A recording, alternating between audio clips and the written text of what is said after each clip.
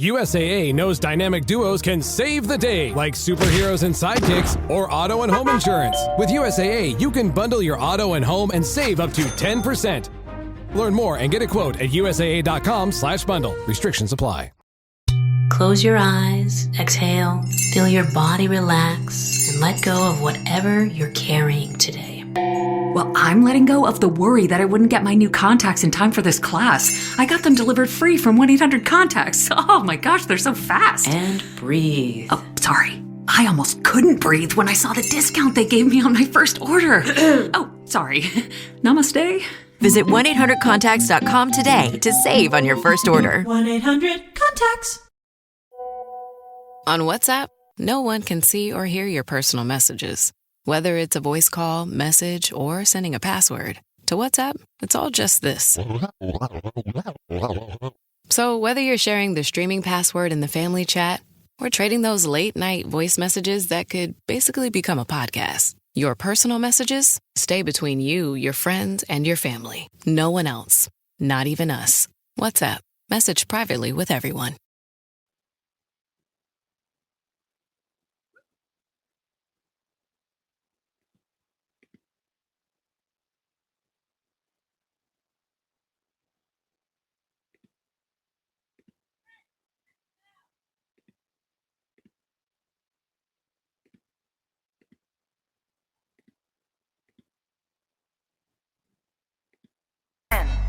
Nine, 8, 7, 6, 5, 4, 3, 2, 1, 0. Women's Wrestling Talk, the #1 women's wrestling network on the planet.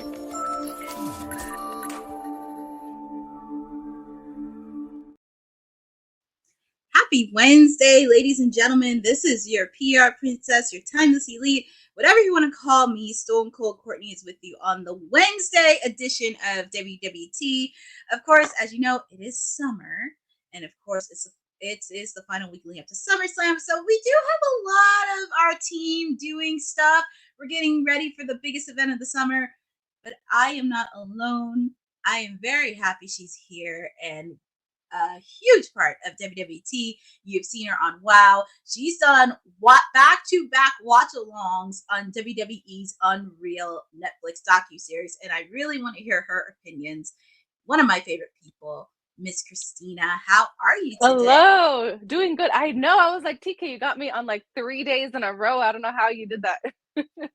I know. It's like you did WOW, and then you did the watch-along. Wow, watch-along, and then I took a nap, and then now I'm here.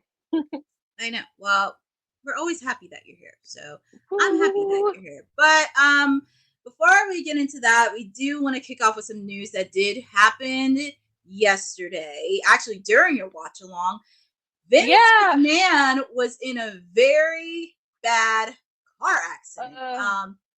This was actually reported by TMZ yesterday, and they did show a lot of damage to the car. He was involved in a very bad car accident last week, and this was actually hours before the news broke of Hulk Hogan's passing. And courtesy of TMZ, McMahon's 2024 Bentley was traveling northbound on Route 15 in Westport when it rammed into the back of a 2023 BMW 430 and collided with a medium wooden beam guardrail. And pretty much, if you saw photos, the damage has been done. It's pretty bad. But yeah, all three cars were very, very damaging. But pretty much, there is a lot more story to come. But he was issued a misdemeanor summons for reckless driving and following too closely, resulting in an accident. So there will be a lot of developing stories coming into play here. But Christina, I just want to get your thoughts on this because this happened yesterday, and the accident happened hours before Hulk Hogan's passing. That's nuts. That's crazy. What? Wait, part of what? Or they saying it was Vince's fault if he got? Well, they're saying he's going to be charged a misdemeanor, but we don't know the whole story because this story broke out yesterday. But apparently there's been a lot more story that will be played out in the next couple of days. Interesting. This is unfortunate. What's crazy, it came out right before Hulk Hogan's passing. I almost thought the story was going to be different. That's why I was like, oh my God. Because you know, when they show the pictures on like TMZ, they'd be like, Yeah. they don't always say like what's happening. They just kind of put a picture. And they're like breaking news. And you're like, oh my God. It's really crazy what happened with Vince, because it was just like, if you see photos of the car, because at first I thought it was a joke yesterday, because I've saw so many wrestling social media sites, and I might have missed Fightful, but I had to check and make sure. And I was like, where do you see the car accident? And I looked, and TMZ reported. So I was like, okay, let me read this to make sure it was legit, because TMZ sometimes does get a bad rep for stuff that's not accurate. But for this one, it happened yesterday. He said, I am living today, tomorrow, and the next day. Vince said, you cannot get rid of me that quick, is what Vince said. Oh Bless goodness. him. Bless him. My gosh. Yeah, so definitely, because even though he's done many, many drastic things, we do not want to wish any death upon anybody. So we do want to wish not only Vince, but also the people affected by this car accident, and hopefully having a speedy recovery. But this is a developing story that we will be following. Now, Christina, did you watch NXT last night? I did not. My apologies. Let me know what happened.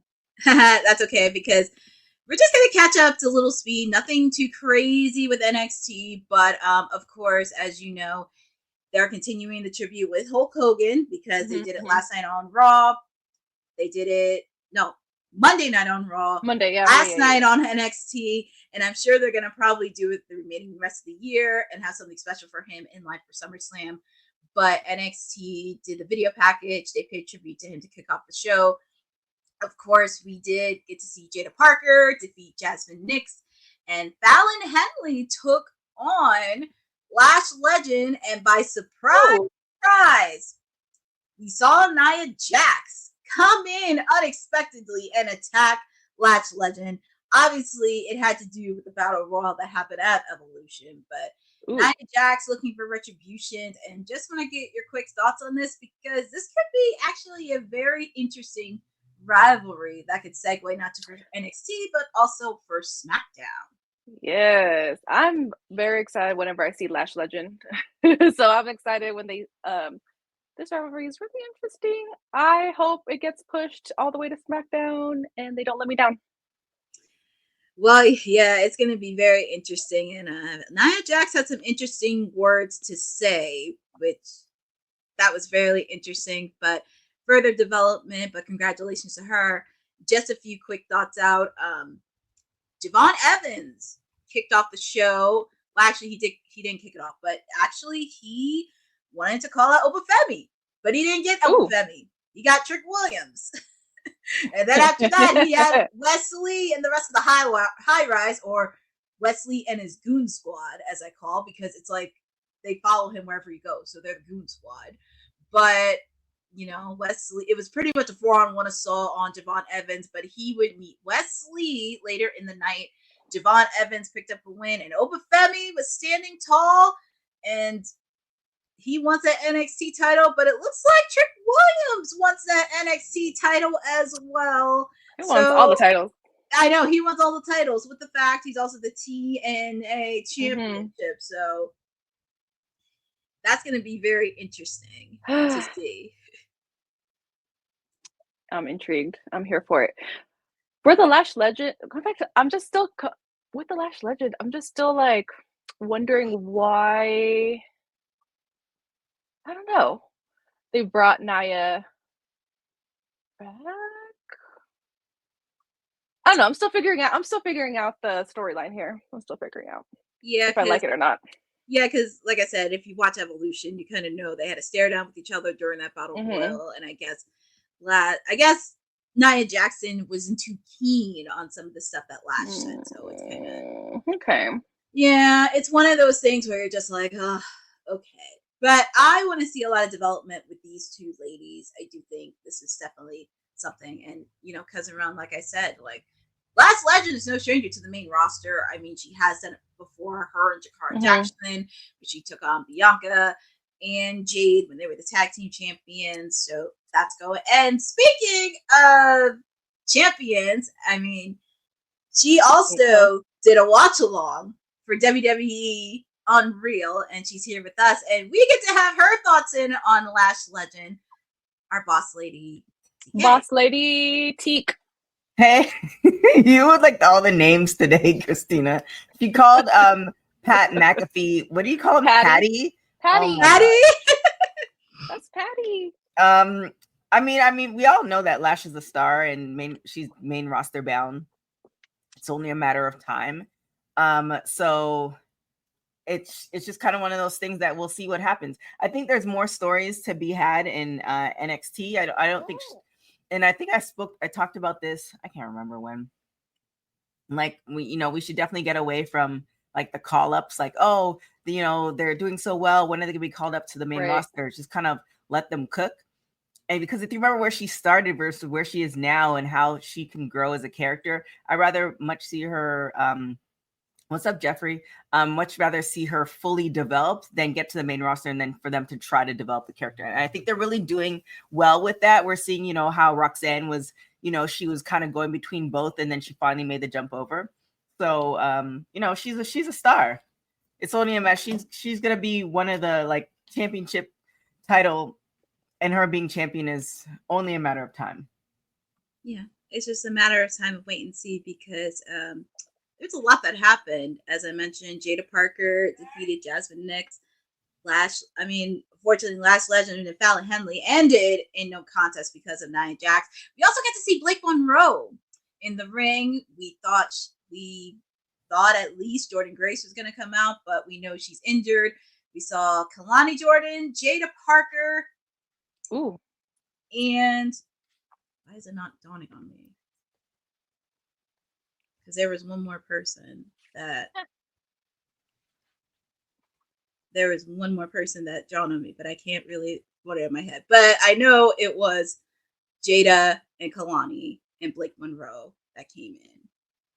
So, but yeah, Blake Monroe, she's starting to pick up a little steam, and I just have a quick question because I feel like we had the conversation where people Chad is saying Tatum. Yeah. Oh, Tatum. I know. I was like, I don't think it was Tatum because I know she has a shot next week against Sol Ruka for the NXT North American Women's title. So that is next week. But I just want to get your thoughts regarding Blake because I know we probably talked about this many times. Oh, yeah. Lola Vice. That's what it is. Thank you. Oh, no. You forgot about You forgot? Lola? Wait. I just watched it too. I was like, I just wanted to hear the end of it. I know. Jeez. No, he's already got enough for me anyway. So. He's gonna have a conniption. A conundrum. Well, he's already have enough. But anyways, Lola Vice, Kalani Jordan, Jada Parker, and Blake Monroe. And I just want to ask you both this question because Blake Monroe has been there for the last. She's been there for a while for NXT, but just want to get your thoughts how you are so far because some fans tend to jump the gun too quick because people kind of bashed Blake Monroe because they thought like she was going to come in, but they're starting off a little bit slowly and not too quick. But I just want to get your quick thoughts on how she is so far in NXT. I mean, again, and Devon Dudley said this best when he was when I interviewed him a while ago. It's kind of like we've gotten so far away from those days where we kind of let stories and people kind of get into where they need to be. Not, after a few weeks, we're like, oh, we don't like their new music. We don't like this, and they need to be replaced, and all this other stuff. And it's just kind of like really allowing people to let them cook. I think it's the same thing with Blake. Some people, they don't need that. I think it's very rare in order to have the longevity of a couple of things. Like you think that WWE invests their money into people like Blake Monroe, especially people like, college athletes coming through the pipeline. It makes more sense to take the time that they need in order to get to the superstar that they need to be, because at the end of the day, if you're a really great superstar, then you sell merch. And when you sell merch, then everybody's making money. Opposed to this person's not a great superstar, they don't have merch. Now you're just, you're not making money. And therefore, if you're not making it and you don't have a storyline, then they have to release them. And now this person's been with WWE for, I don't know, 6 months to a year, opposed to letting them cook and get essentially a return on their investment. So, I think there's going to be, I think people are still trying to, because Blake Monroe had such a great career at AEW, her storyline at AEW, I think they're trying to give some time to let that divorce from that and then create a character that is just WWE. So, just kind of give her time. It's okay. It's walk before you run. There's no shame in that. There's no shame on Blake Monroe. Just let her take some time. And also the fact she signed with a talent agency. That's an added bonus. And she just did a social post with Maybelline. Yeah. So it's only a matter Did she? I didn't know that. Mm-hmm. It's on socials. Like I know. What were you gonna say? Maybelline. It's on socials. Like she posted on her socials, and she tagged Maybelline on it. Since WWE and Maybelline have a partnership, a lot of the ladies are now starting to use it. Like her, Chelsea, Maxine Dupree, Bianca Belair. I've seen Lash Legend, along with many others on socials. So, but you gotta let her give her time. And next week she will be facing off against Kalani Jordan next week. So that should be a fun match. We also on NXT. Hold on for a quick second. Ethan Page. We see Ethan Page retain his North American Championship, but I should now call it Canadian version of it, since he made it Canadian against Santino Marella. And I do have a quick question, because with NXT North American title picture, who do you think should be next in line? Because it looks like with Ricky, he may be doing a feud with Jasper Troy, and we don't know how long he's going to be out for. And is there any possible contenders for the title? That one, I don't know. Let's see. I'm going down the list in my head. What does Tony now is like officially on his own and the boss. What are we having him do? Tony D'Angelo. That's really interesting, because that's how they ended NXT. Because if you saw the Sopranos on the last episode, that actually took a reference on it. Oh, did it? Yeah, it took a reference on it. That was a good ending. That's probably one of the greatest endings in television. Just because now you have no idea. It's up to your interpretation. Like there's no, seeing a person footset. Like it's good, really good. So what are we gonna do with him? That's the question. Well, it's gonna be interesting, because look, he's just gonna roll. I mean, Ricky would be obvious, but as I mentioned, he's dealing with something with Jasper Troy. I don't know what they're gonna do with those two, because those two still have to go at it. And Ricky wasn't there this week. Javon, of course, he's gonna go after Oba. Mm-hmm. So it's gonna be very interesting to see. I mean, of course, he faced off with Sean Legacy from Evolved 1-on-1. I wouldn't mind if they ran it back. I'm also looking through the list. There's Miles Bourne. Even though with Lexis King, he's in a feud. He has a match with next week, but I wouldn't mind seeing Lexis King get a crack at it, or Miles Bourne, or even Tavion Heights, who just defeated Charles Dempsey. Mm-hmm. He's out of No Quarter Catch Crew, so this could be a good opportunity for him on the leg up in that single men's division. And both, it's funny, you said Inamura, he's gonna be facing off against Stax next week.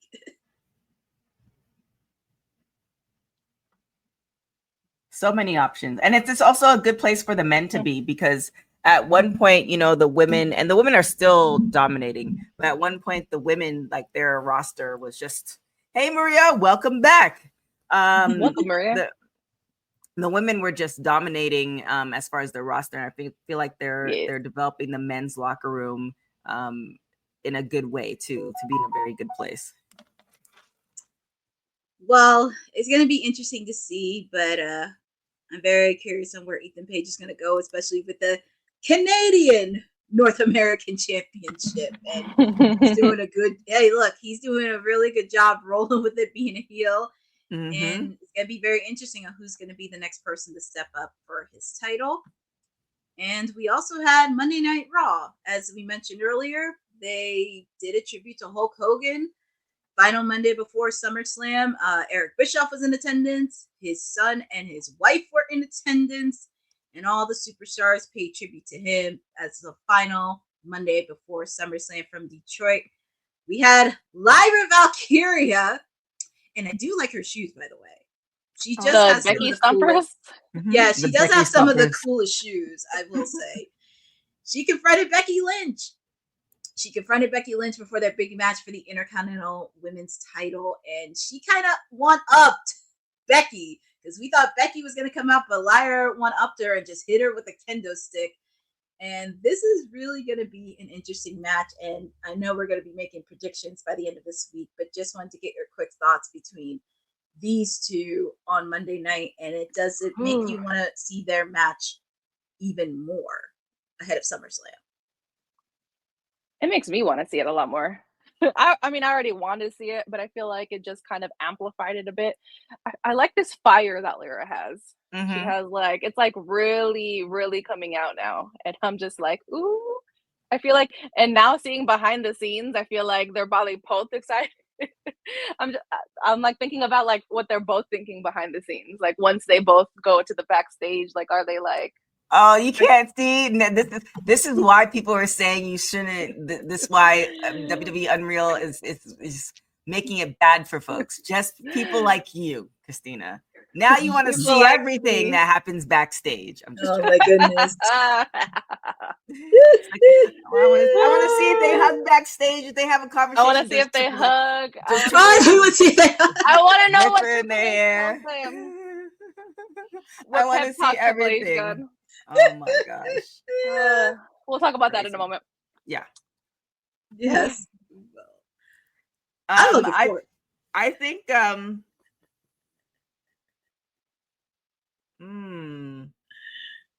I don't know. I feel like Becky's gonna retain. Interesting. Really? Yeah, I feel like well, wait, is this their second or third go round? This is their third one. And third? If Becky wins, Lyra can never challenge for the Women's Intercontinental Championship. Ever. Against her or against anybody? Anybody. She cannot challenge it. What if there's a new championship that comes out? Here's the thing though. It's kind of like there's a lot of swerves that happen, right? And if that's the case, our mind is saying, okay, well, these are the stipulations, then Lyra has to win because, never is a very long time. However, the swerve would be if she doesn't win. Yeah. And then what? Because, every rule is made to be broken. So it's kind of like, okay, she didn't win. How does she get around this? Does one of the GMs, say, well, that doesn't count. I'm reinstating whatever. Like there's always a workaround. Always a workaround. Always. Every rule is made to be broken. Yeah. It needs to be broken, but so I just feel like if they give us if they do the stipulation, it's almost too obvious. Right, because it's like unless there's a DQ or something. That. Right. Unless there's a DQ or some shenanigans ensue that it doesn't count. Maybe Bailey gets involved or something. Someone turns heel. And also we did see Bailey because she was a bit bummed that she's not going to be part of SummerSlam, but for some odd reason, I think she is going to be part of SummerSlam one way or another. Ooh. Bailey's coming out for something. I don't know for what. I don't know. Coming out. Jeffrey's saying I could see Bailey crash. And here's the thing too, like if shenanigans happen, then that means it doesn't count. Yeah. No count. Like the intention is Bailey's the intent, she's more upset, right? and then she runs in, and then it results in Becky with the win, then technically it does it count because Bailey was involved? Like, say it's like it's a disqualification. Ooh. Like, they didn't say she had to pin her. Interesting. That's interesting. That is interesting. But that's going to be interesting with these two ladies. And probably I would not be surprised if Bailey did show up. I feel like she has to. She has to. She has to. After the way she spoke with Jackie backstage.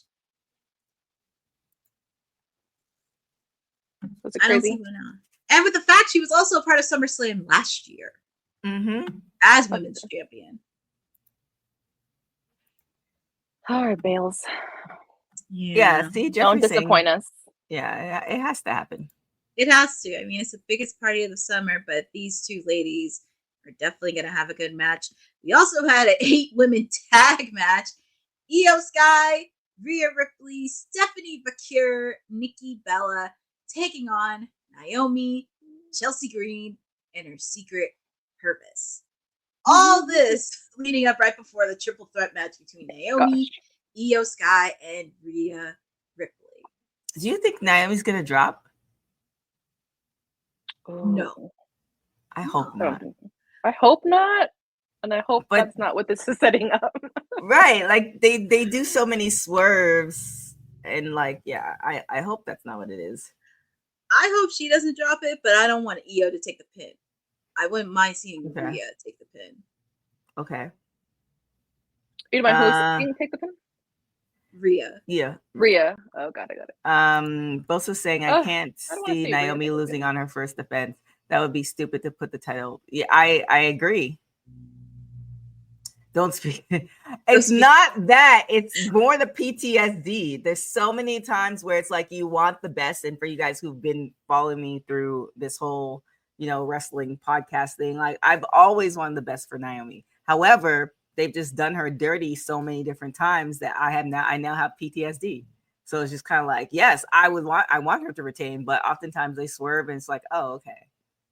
All right, this is what we're doing. So And also with the fact, too, the fans were saying proceed with caution backstage. Like, they just said it out loud. That's how you know people are now starting to really get behind Naomi as a heel. And then Rhea already took a pin. Rhea can only take so many pins. Saying she might lose in Australia. Lave saying this. See, Crown Jewel is in Australia. Here's the thing. This is where, like, this is where, and again, I know everybody doesn't deserve a long title run, but this is kind of, honestly, I don't see her getting another title run after this. So I feel like she needs to have a long title run to secure her position as far as a Hall of Famer. And how she does this, again, and I know WWE is ceased listening to me on this, but this is where the bloodline comes into play, where, she has a team and shenanigans ensue for her to continue winning until she can't win anymore. This is where, like, y'all thought it was just me and my husband. Well, we have a whole family, and like this, they just wrecked shop. Shoot, bring Tamina back. I don't know. Just, I really hope it's a long. Yeah, I really hope it's a long reign. Something that like could cap off her career. I'm not retiring her any earlier, but kind of like what we said with CM Punk. I think that was last week. Like, it's unfortunate, and it's not even ageism. It's just your body, right? Are we getting more, another 15 years maybe at best? Maybe 20, like maybe 20, depending on where society goes and all this other stuff. It's just kind of one of those things that, just do that solid. So, but it's personal opinion. Yeah. No, because you've been defensive of Naomi. Even Yeah. sensitive. I don't want to see her lose. Yeah. I think you're talking about, oh, maybe, no, she did talk about it about on Bria and Bella's podcast. Yeah, and there's that too. I mean, technically, you could just have somebody else carry your kids, but you know, that's there's also that too. And it's not to say she can't step away and come back. We've seen people do it. It's just more, again, the PTSD of it all is like she step away and come back. You know, when will they get back around to her? Like, here's another question. If Jay didn't come, do we see all of this happening for Naomi?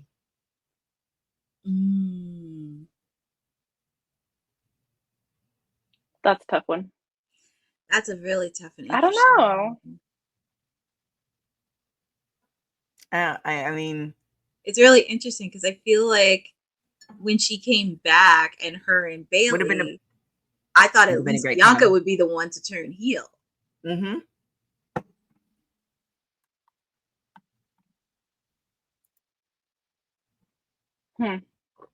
Yeah.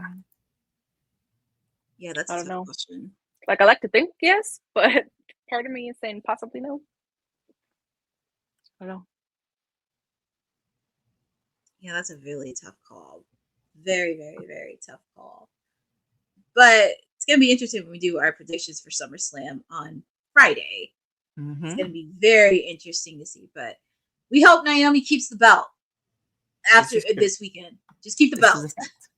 Little longer, little more longer. Yes. And, well, we had the main event, Jay, taking on Big Bronson Reed. But that ended in destruction. You had Roman Reigns coming out, but it was actually after Braun Breaker did a spear. Bronson Reed took off Roman's J's, and he yelled into the camera saying, "You see all these cameras? This is my cameraman. You see all these people? This is my yard." Oh my God. I love it. Oh Lord. I mean, come on. And then he got his shoes. Someone said he got his shoes stolen. What was that about? Yeah, Bronson Reed took off Roman's Jordans. And then, like, put them on? Or what did he do? No, he, like, had them in his hand, and they were taunting them after beating up Jay and Roman. Should have just chucked them in the audience. Oh, my goodness. Braun been watching Roman's promos. Oh, good Lord. Oh, I will ask a question to you both, because after seeing what happened on Monday, are you guys further invested in this tag team match this weekend? I don't know about further invested. I feel like I'm still same amount of invested, but it was already high. I don't know if it increased my investment. I wonder where they're going from here with like Roman, because he dominated for so long. I was talking about this on the other podcast where it's like, you know, I think I mentioned this. I think it was this day, and then I mentioned it there too. You know, either having him like go to therapy or something, you know, almost to reestablish, like kind of taking him through the journey, then to get back to being, you know, dominating everything, and then sailing off to the sunset. I mean, I'm not trying to retire him early, but it feels like trying to retire Robin?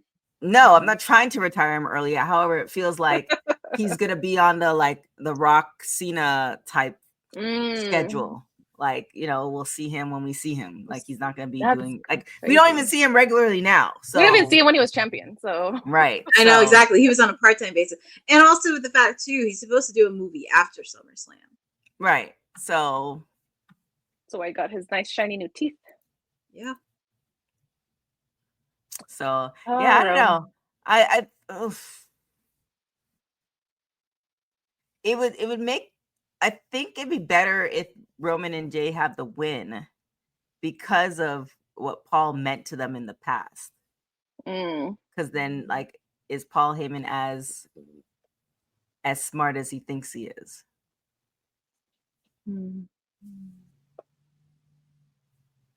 Interesting. That's an interesting thought, but I'm actually going to go the opposite because I feel like for this one, it has to be the Bronze. Especially with the fact, too, because... I just like their name. Well, I know. It's just because with Seth being out, they made a mark on Monday and really did it on the top superstar of the company. You did it on actually two of your top tier stars on the company. And also with the leg up too, and it looks like they can handle themselves since Seth's been gone. It's not like they're lost and thinking like, oh, we need to do this. They put on destruction. And for them, it's only going to keep them building a little bit further, stronger, and also somewhere down the line, dangerous. Which also is going to be very interesting too, like ramshacking who knows who else from the entire roster they can. They've already did with LA Knight. We haven't seen LA Knight since. Already with Jay. What happened to LA? I know. I know. They already did it with LA Knight. They're doing it with Jay, and now That's a good question. So Jeffrey's asking why haven't they named Seth's faction with Paul Heyman? That probably means that they. That's an interesting thought. Right. I am scared about that. Yeah. And also with the fact too, because we don't know how long Seth is going to be out for. Right.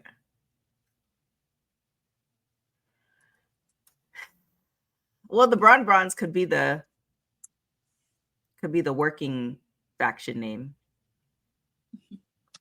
Also name. Here, kind of going back to the whole NXT and the Lash Legend and the Blake Monroe thing, we have to let if this is going to be, and I do agree with you. I don't like the fact they do this, they do this with tag teams and stuff like that. That, you bring two people together for a tag team or a faction, but you don't give them the, they don't have the look and a feel of a tag team. They're still very individualized, which again kind of speaks to like they're not going to be together for very long because you don't want to invest the money or the time and the gear and all this other stuff. So, however, maybe they're also trying to see if it's going to work. Like how far can we extend this faction without Seth? How long is he going to be out for? How do we, keep this going? How does it work out? Like, and we will get to it, I think, right after this, as far as how they talked about it in the docuseries, how they plan out the year. Like now they had to retool the plan because Seth is injured. What does that look like? So, I think you have to give a little time to let it cook because either one, they're going to see how it works out. And it's like, okay, this is not going to work. So it makes no sense to create a faction and a name and all the things. Or two, they come up with enough of a game plan, barring nobody gets injured. That's like, okay, we've now had the faction. Say the faction is now established without Seth, and Seth comes back to a whole faction that he's supposed to be ahead of. Yeah, supposed to be ahead of. You know what I'm saying? And then that changes everything because now it's kind of like, well, it's like coming home. You've been gone for 2 weeks and you come home and everything's somewhere else. Rearranged. And you're the one rearrange everything. Yeah, is just and you're the one paying the rent. And you're like, wait, but I'm the person. The air's cranked up. Right. So it's just kind of like, how do you I think they're trying to decide on what that play is, and they have to kind of let it cook. And then what I did learn from I don't necessarily know if this statement's as correct, but how the audience and the fans are also the factor in how they pick it up. Are you going to spend the time and keep like a la Roman for as many years? They kept pushing Roman down our throats and there was a payoff, but there are other things that they're like, okay, we tried this, it's not going to work. Like, where is that fine balance with like them when do they decide to stop or keep going? Yeah, exactly. Like when do you cut it off? They really, with that Roman, I mean, they really went for it. They did the same thing when with John. When he started off as a babyface, they had him down. That's true. So many things. So many things, but just a quick one of Monday Night Raw, the final Monday before SummerSlam. And sure, we're gonna get a lot of bold predictions leading onto the road to this weekend's biggest event of the summer. And yeah, we got the Raw, but we also got another show that WWE debuted yesterday. WWE Unreal is now I was like, what show? I know, too many shows. Too many, but this is WWE Unreal. It premiered yesterday on Netflix. It is now streaming. TK and Christina did a watch along today and yesterday on the episode. I only watched episode 1.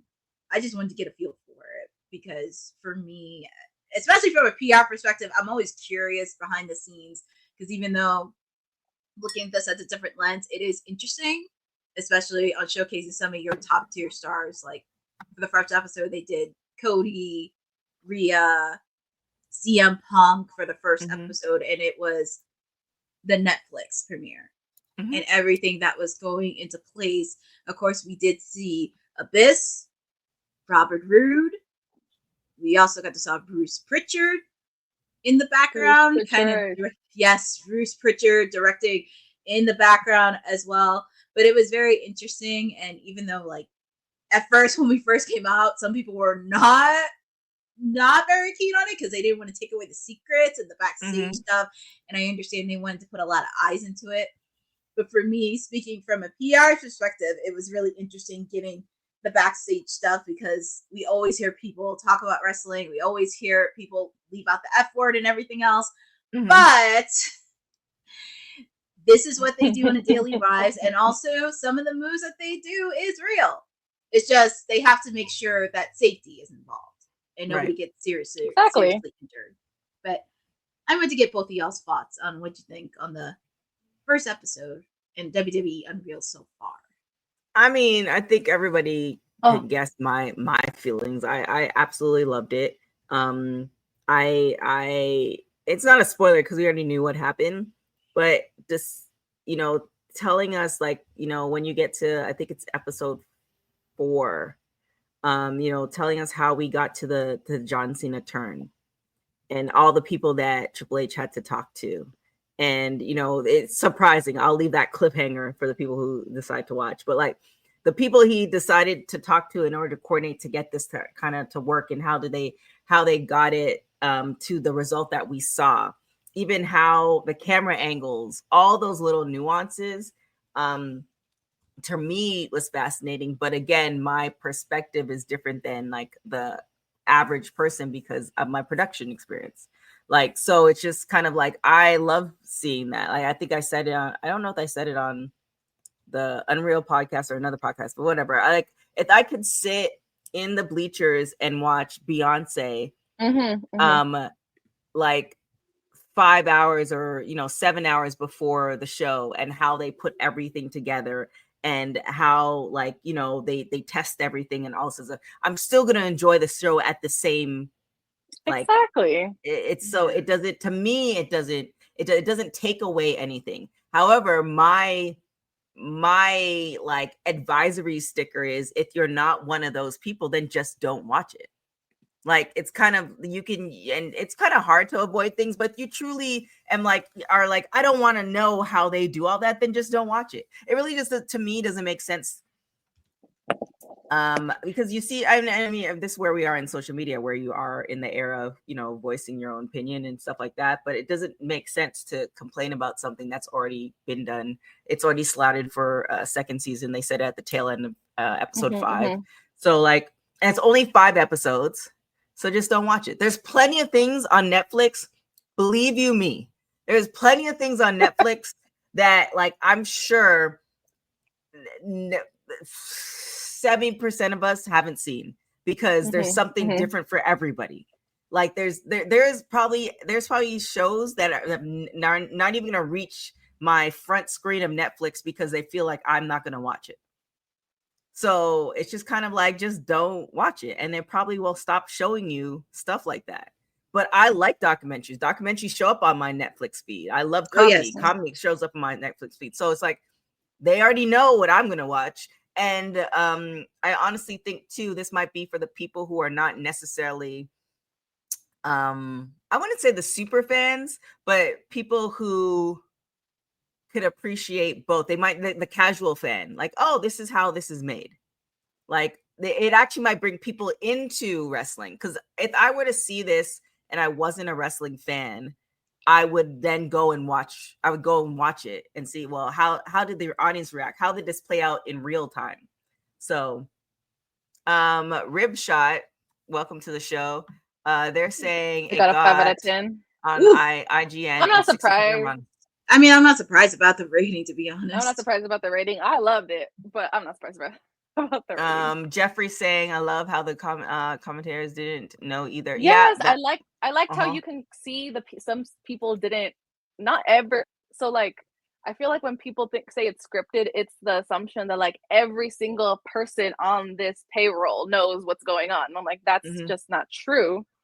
Like, it still surprises for people. So it's not that like they're showing everything, because there's still a lot of things that we don't know. And I'm sure there's a lot of things.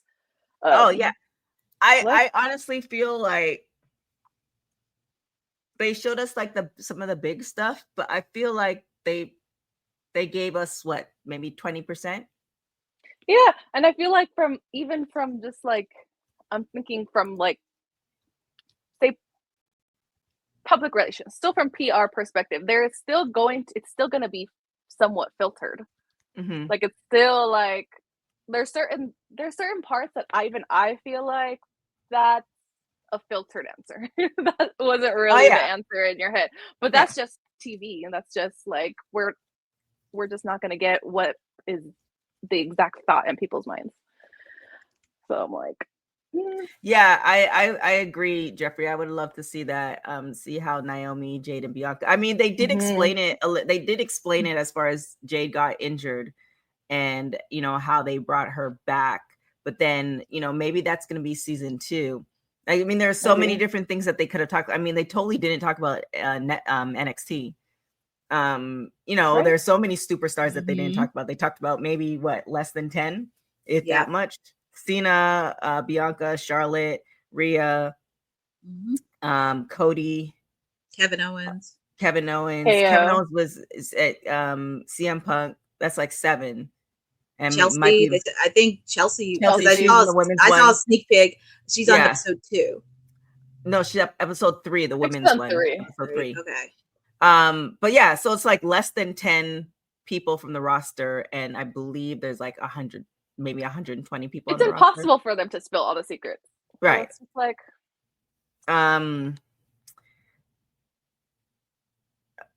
So yeah, I mean, I liked it. However, if you're not that type, if you're not that person, then just don't watch it.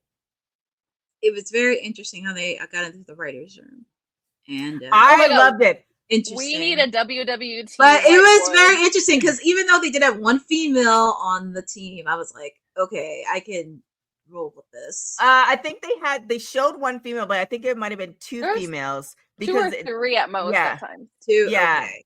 2 or 3. They did not have a lot of people of color that we know. I think they had one. Yeah, that was another thing. Guy.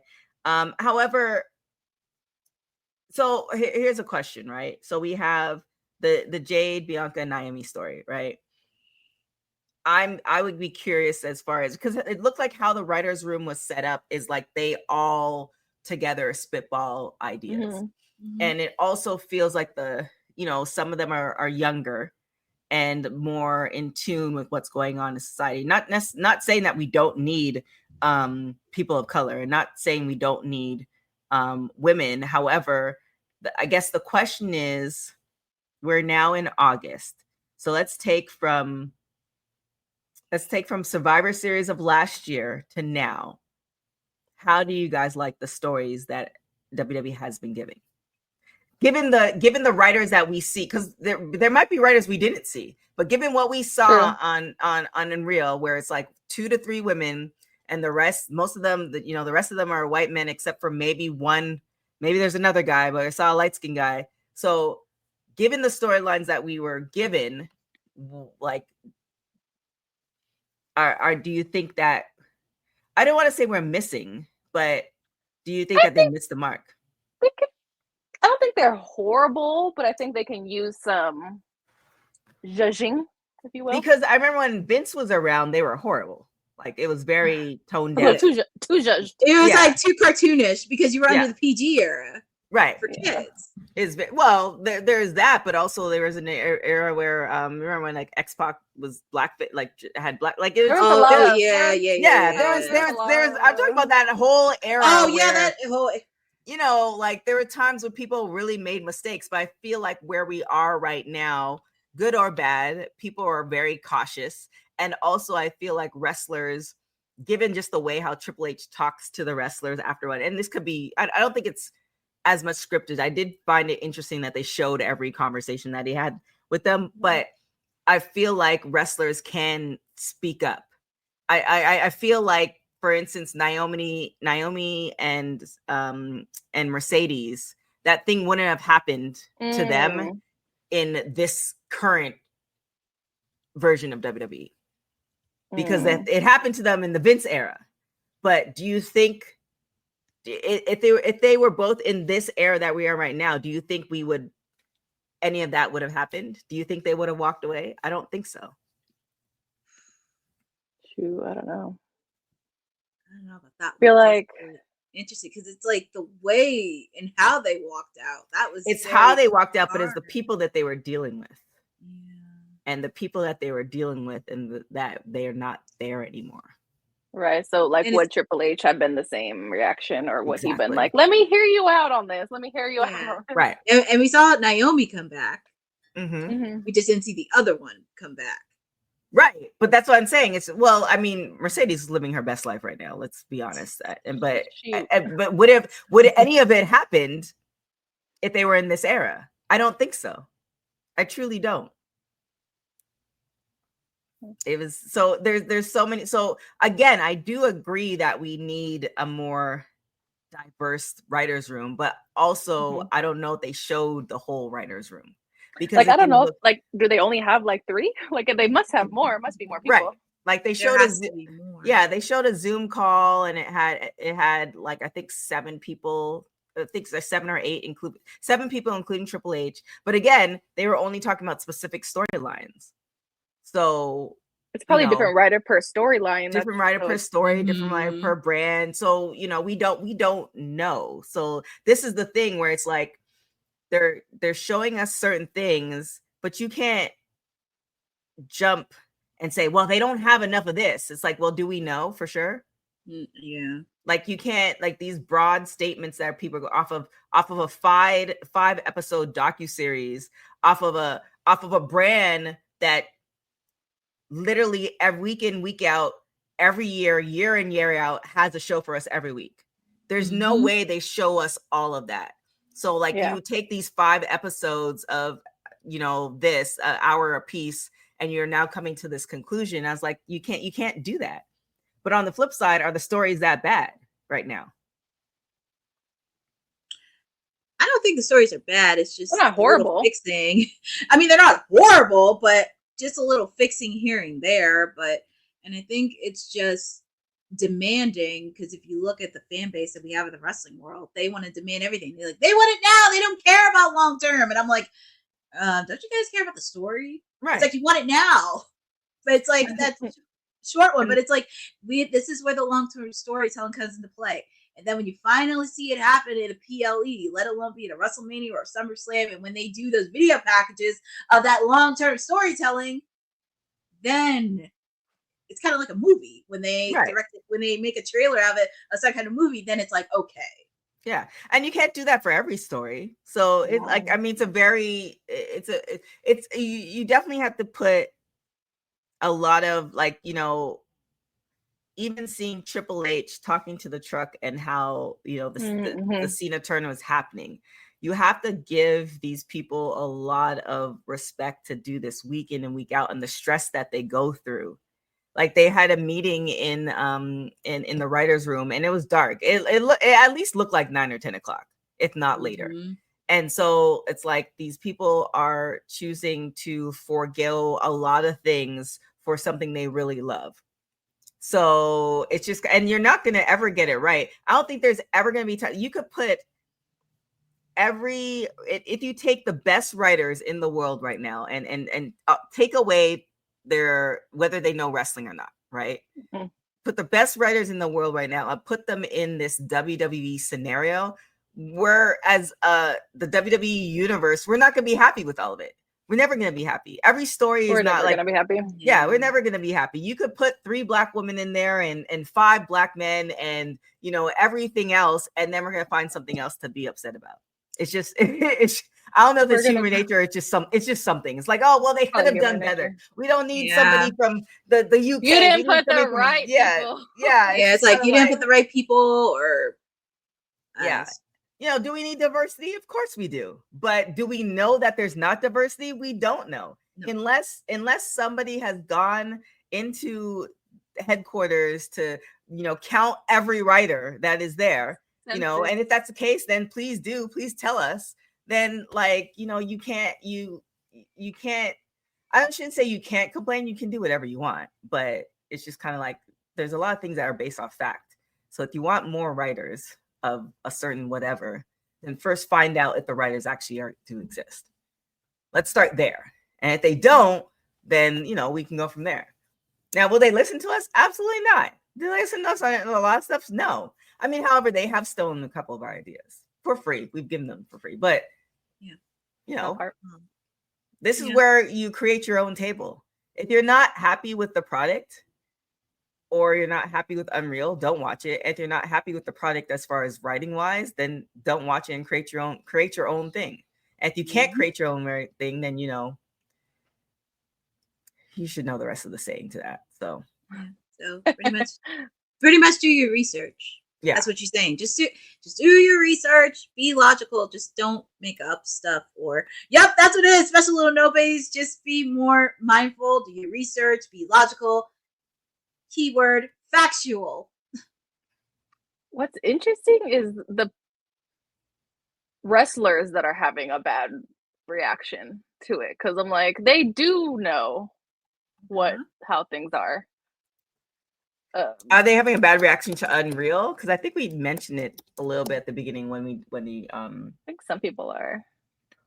I mean, they're like it's taking away the magic, and I'm like, and they're like, all of this stuff couldn't have possibly have, I don't know, transpired if everyone knew the backstory, but it's not telling you at the time. I feel like it's different because it's not like they're telling us right now. Like time has passed. I mean, yes and no. I mean, I definitely feel where they're coming from, but I definitely feel where they're coming from, but it's already happened. And again, you could voice your opinion, but it seems like it's gonna continue happening. And also, I don't know what the deal is between Netflix and WWE, but this is generating money for somebody. And in this pool of money, it's also going to play you as a wrestler or as a writer or as a producer or whatever. Does it long term have the ability to ruin wrestling? I don't think so. No, because if that were the case, like, social media would have ruined wrestling when now you have access to wrestlers. So for better or for worse. for better or for worse. So I don't think, you know, it may, and I think it does, for the people who are nostalgic about wrestling and the purity of it, it might ruin it for them. But, you know, you can also have the nostalgia of, you know, what's the phones that you put the quarters in? Like, you can have nostalgia of a payphone. Like, well, you can't find one now. I don't know what to tell y'all. Back in my day. Shockingly enough, I actually found a payphone near me. Really? Like, that actually works? I don't know if it works, but I did see one. Don't touch that payphone, though. You don't know. I'm not gonna touch it. Yeah. I would have touched it. Dylan saying, has Spiteful Select ruined? No, absolutely not. At the end of the day, you choose to, like, anything. You choose what media you consume. Right. Just make sure it's credible. It's credible. And this is the good and bad thing. Well, that's the other thing. It doesn't, beyond wrestling, there's plenty of non-credible stuff that's floating around. Sources, just in general. The good and bad thing about where we are in society, you can essentially pick your poison. You can read whatever you want. And, you know, it could take you down a certain path of delusion. I saw this girl at the nail salon yesterday talking to her friend on the phone saying, I talked to ChatGPT last night and they told me, I'm like, wait, ChatGPT told you what? Like, what are we doing? So, what are we listening to? Right. So, I don't think any of it does. At the end of the day, anything that has to do with wrestling, the dirt sheets, even us as a podcast, if you guys didn't watch, guaranteed, because they'll only be so long. If I did this podcast and nobody was watching for 3 months, would I still continue to do it? Clearly something would be wrong. So every publication and podcast has a certain sect of fans who watch or listen or whatever, and you guys choose who you want to watch and listen to. So, does it ruin wrestling? No, I don't think so. Not to me. No. It makes me even more engaged because I'd be falling off. I'm like, oh shoot, I missed a week. I don't know what's happening. But now, like when I watch like that stuff, I'm like, oh, it does. I'm like, oh yeah, so yes, it brings me back in. Right. If you think they're ruining it, then just don't read them. Yeah, just mute button that you can do on social media that you can just mute everything, certain things, and you don't see it. It's very easy. And the cool part about this one, we love women's wrestling, so that's the cool part about it. There it is. But switching gears, because we talked about WWE a lot, and we did mention AEW, but just a few AEW news before we get into our preview. As they announced, since they are in their residency in Chicago, Tony Khan announces on Q101 Chicago that AEW World's End will be at the Now Arena on Saturday, December 27th to end 2025. We already know All Out is going to be in Toronto. We know Wrestle Dream will be in St. Louis. We're still waiting on Full Gear, but they will be in Chicago for World's End, their final pay-per-view of the year. And what a way to end a bang. What a way. What a way to end a bang off in Chicago. December 27th. Keep on going. Just pretty much, because the only city that we haven't heard from is Full Gear, so we're waiting on that. But big news for them. So hopefully they, I said, still in 2025 with a bang. Why not in the Windy City? But speaking of Chicago, we have AEW Dynamite tonight. Top of the hour. Yours truly has Timeless Elite Wednesday, and they are in their final week of residency in Chicago, while also being on the road to Forbidden Door in London. We also have another round of the World Tag Team Title Eliminator match, quarterfinal. The Outrunners taking on the Young Bucks. Whoever wins this match is pretty much going to be advancing on to the next round. So this is going to be a fun match. We also have a rematch from AEW, Double or Nothing. Mark Briscoe taking on Ricochet. Pretty much after last week's match with Mark Briscoe, he wants to continue momentum. And playing on his former rival, and I'm sure the Gates of Agony will be lurking off somewhere in the ring as well. We're also... I can't forget about the ladies. My mouth. I can't forget about the ladies. My client, the timeless one, Tony Storm. Really? Don't get mad at me just because Tony Storm gave a loss to Mercedes Moné. I'm just saying. Don't be petty, sir. My goodness. My client, Tony Storm, and my newest client, Alex Windsor, will be teaming up. If you saw the fallout from this past weekend on Collision, these two will team up against Athena and Billy Starks, and all four of these ladies have been brewing up for the last couple of weeks. I would not be shocked if Athena and Alex would meet round 3 at Death Before Dishonor in September. And we're also going to have Hangman versus Jon Moxley for the AEW World Title. Everybody is banned from ringside, obviously. These two are going to meet one-on-one. Is this a rematch? Yeah, This is a rematch. Oh, wow. I would not be shocked if Darby Allin made an appearance up in the ramps. I would not be shocked if he stalked Jon Moxley or anybody from the Death Riders. But this is really kicking off. Everything happening tonight, 8 p.m. Eastern on TBS, simulcast on Max. Of course, top of the hour with yours truly doing Timeless Elite Wednesday. And also a quick reminder, the AEW Collision will be tomorrow at 8 p.m. live. Okay. So any matches that stuck out to you guys or you're interested in? The tag team match with the women. The women's one for sure. Yeah, that looks interesting. And also,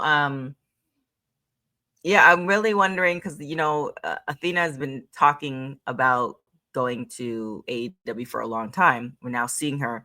How is this going to play out, with her being the forever ROH champion to what's going to be done with AEW? Because I almost feel like it's kind of one of those things like she's doing so well at it. Who's going to replace her? She's just so good at it. Who's going to eventually? Yes. And then whoever replaces her has like big shoes to fill. So it's kind of a catch-22. You definitely want her to advance and move on. And, who doesn't want to be on TV? Let's be honest. ROH, you have to pay $9.99 to watch. Not everybody's watching it. And everybody's paying for it. So therefore, not everybody's seeing her work. So, you want to be on television. So how did this all kind of play out with her being the forever champ? Well, does she start collecting belts like Mercedes and then her and Mercedes go head to head, which I wouldn't mind seeing that. I wouldn't mind either. What happens to all the belts? They need a round two. I mean, I'm pretty sure Athena's so salty from the loss that she had the first time around. Right. But it's going to be very interesting, and I'm happy to see Athena be on TV more, of course, with some of the ladies that are out. Jamie Hayter's out. Thunder Rosa's taking time off. Harley Cameron, she's out. I believe Penelope Ford is injured as well. Mm-hmm. So this is going to be very interesting where Tony Khan really kind of needs to step out of the box for a bit in his women's division and really start to lean on to some of his ladies in that division. Of course, we have Athena, and I'm happy to see Billie Starkz be on TV a lot more on AEW. She's really put a lot of work in, so I'm very, very happy to see her. Then Alex Windsor, I'm happy to see her on TV. I mean, like I said, I would not be shocked if Alex and Athena went round 3 because their match at Collision was really good, and also it does build a story in for Athena because I know Athena's had many defenses before, and also with Billy, but this could be a really interesting one. And I'm really all in to see that. And also with the fact she has a contract. She has the contract for the AEW Women's title. She can cash it in anytime, any place. Just don't do it the same way you did with Christian. That's all I have to say. And also, and I didn't even mention this, Christian Cage will be making his return tonight. Really? AEW. Yes, he will be returning. And thank you, Sindel. At least somebody appreciates my client, unlike Ced. He's just being salty because his loss. But also, just... Oh, that's his name, Salty Ced. That's what it is. But, and it's funny we're talking about Mercedes because this was actually an interesting request that she posted on Twitter. And this is serious inquiries only. She's looking for someone who wants to travel the world and carry her beloved belt. But the catch is, you have to live in Orlando, Florida. That's the catch. Why do they have to live in Orlando if they're traveling? I know, that's what I'm saying, because I thought she stayed in Boston. I guess maybe that's her starting point. Somebody did say on Twitter, Renegade Kids could help as the official CEO personnel. That would be a good tie-in with them. But yeah, I'm scrolling. I don't see Ced comments. Did he? He's the first 100,000 comments. Let me see. Is he? What did? I guess say not. Anything? Yeah, it's everybody else saying stuff. Oh well, then is he must truly not be a good one? Must not be a fan then. Yeah, I guess not. But yeah, it is interesting. I feel like this would be, a lot of people are saying I'm willing to relocate. I feel like this would be a really good thing to kind of tie in. The Renegade Twins would be a good look, but tie in somebody else, another women's wrestler, kind of almost like how Billy is to Athena to an extent, and make it into a storyline. So anything's possible. Well, anything is, but like I said, hopefully she does pick up somebody who is normal and not a creep, because she said serious. Well, that takes off a couple people whose names we won't be mentioning. Uh-oh. Is that shade? That only relocates for little advice. Wow. Oh my goodness. Sir, she's with Damien. So, because I know they went to the Yankees game together as friends. Wait. Allegedly. That's a whole That's a whole conversation. Yeah, we could talk offline about that's a whole conversation, but that's just the preview for AEW. And also one more story, since technically we're talking about SummerSlam. So WWE put out this greatest matches, 25 greatest SummerSlam matches ever. They were putting this on social and everywhere else, and look who's number one. Bret Hart, British Bulldog, number one at SummerSlam from Wembley Stadium for the Intercontinental title. Okay. Ladies, your thoughts on this? I mean, did they get it right? Greatest SummerSlams. Did they give the whole list, or are they going to be? I know. I was like, wait, I thought that I was going to click on it. It was going to be all the rest of them. They put out the whole list, but I guess they did it on their YouTube page, their social pages. And they kind of did like a little countdown of it, because I get notifications from WWE on YouTube. So they were counting it down, because I know number 6, they had the first TLC match at number 6. Mm-hmm. That is my first one, but that's just me. Yeah, I know. That should have been, for me, that should have been number 1 for me. Yes. But I can't knock this match, because it was one of the first few times you got to see the Intercontinental title main event, a PLE of the Big 4. Mm-hmm. So I can't knock that match in. Did they say the criteria of what would, this is my pick on Kicker. Did they say the criteria of what would determine? Yeah. How do we determine this? What? They didn't even give a criteria. They just kind of said, like, we're going to give out the 25 greatest SummerSlam matches ever. They kind of just posted on social without no criteria. WWE. Well, I mean, they can do that. Yeah. WWE. I think this is, I guess too, I would need to know the criteria, because like how far back are they going? What is it, star power? Like what? Because depending on how they go about picking it, then that would make sense to them. It's kind of like determining, the top 5, rappers.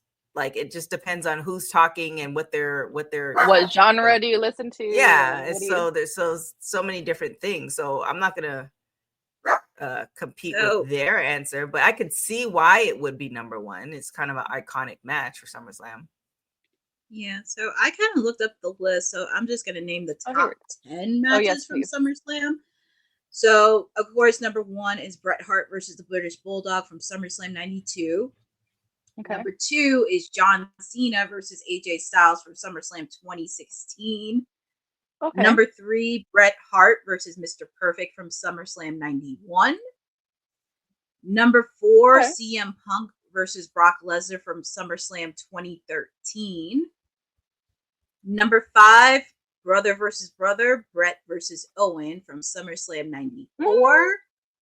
Good one. Number 6 is the first ever TLC match between the Dudleys, the Hardys, and Edge and Christian from SummerSlam. Should have been number 1. Should have been. Number 7, Shawn Michaels versus Triple H from SummerSlam 2002. Number 8, The Rock versus Brock Lesnar from SummerSlam 2002. Another good one. Number 9, Shawn Michaels versus Razor Ramon from SummerSlam 1995. And number 10, The Undertaker versus Edge from SummerSlam 2008. Okay. Ooh, they have Ray and versus Eddie. Beulah! Man, could you imagine Beulah barking that way? That's crazy. Oh my gosh. I can't what you said. What were you saying? Sorry, Christina? Oh no, I was looking at the longer list, and so they have Ray versus Eddie at 16. What?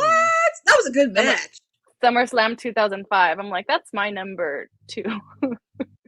Yeah, so I mean, here's the thing. I think they've done this in order to create the conversation, and then also for people to go back and look at the matches to determine whether they agree with them or not. Yeah, which is a really good play because it draws eyes to, you know, wherever these matches are housed, whether it's YouTube, Peacock. I think those will be the only 2. Maybe Netflix, and Netflix has like a vault of some, you know, things. So it's really it's a good play on whoever made this decision, because if I had the time, that's what I would do. Like, okay, give me, you know, the top 10. Let me see for myself if this is, you know, if I agree. And I would go back and watch each individual match. So it's a good callback on a marketing thing, because that's what it feels like. That's what it to go back to watch it with fresh eyes. With fresh eyes. Like it feels like let's like, how do we go about, you know, keeping the, you know, we have the new product. Like for instance, which I've been talking about for a while, Christina, which is going to happen before the end of the year. But we're going to play like all our WoW superhero interviews. Gonna do it. So like now, like from, you know, the very beginning in 2017 to now. So it's like, that's just a callback. So it just, you know, I appreciate it. I'm not complaining. I appreciate it. I just don't have the time to go and compare these lists. So, you know, I'm sure somebody will on Twitter and disagree with them. That would be interesting. I'm very curious if they're going to do it for Survivor Series. Like, what would be the top 25 greatest matches for Survivor Series? That one. Because they had they had some good matches on Survivor Series. And I think I need to watch. I may need to watch some past SummerSlams too before this weekend. Oh gosh, we can compare. I know, because there's a few I actually do want to watch. But oh my gosh, Mercedes just posted a YouTube, Twitter video of all her luggage from Poland, and it's. Let's see. Well, hey, she's traveling the world. She's doing what she does best. Can't knock her for that. I mean, she's collecting belts. Just very curious of what's going to be her next character development, what she has in store next.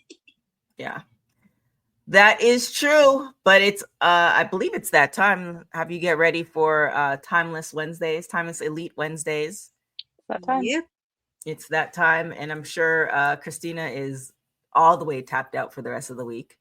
I'm a little tired. You did a good job.